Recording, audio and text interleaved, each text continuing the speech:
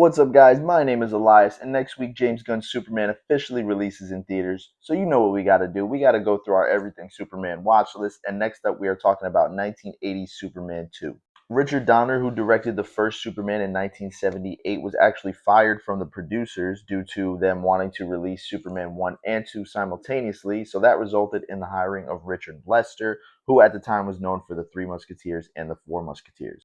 This resulted in there being two main versions of the movie, which is the theatrical cut and the Donner cut, which was released in 2006, conveying a more serious tone, less humor, and it was more character driven. And the international markets broadcasted it on television with additional scenes and footage that had never been seen before. But for the purpose of this video, we're just going to talk about the theatrical cut, which is the one that's streaming on HBO Max. Superman 2 is a story about a few Kryptonians who were imprisoned, and they are led by Terrence Stamp's General Zod, super iconic villain in cinema. They escape their prison by Superman's accidental meddling, and they vie to come to Earth and destroy Earth along with Superman himself. Clark Kent is also presented with a personal dilemma here as he reveals his identity to Lois Lane, which makes him want to strip himself of his powers and become human for her.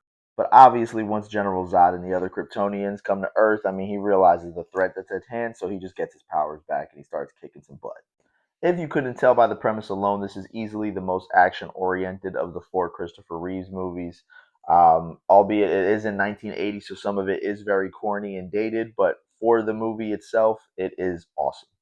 Though it is kind of funny that Superman seemingly kills the three Kryptonians, one of them by throwing a cellophane S at him to trap him. And This is just one of those weird things that it just seemed like they were throwing at the wall to see if it stuck and just kind of winging it as they went along. Even Family Guy went so far as to mock this scene specifically, and if you haven't seen it on YouTube, go watch it. It's hilarious and pretty much explains exactly the issue that I have with this.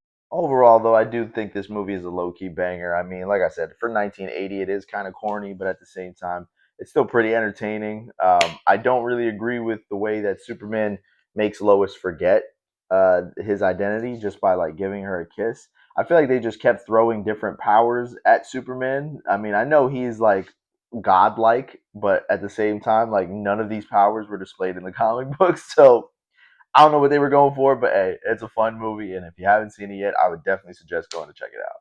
But that's all I got for you guys today. Let me know what you thought about Superman 2, whether you watched the theatrical or the Donner cut. Like and share this video so others can join in on the conversation too. And until next time on our Everything Superman watch list, take care and God bless.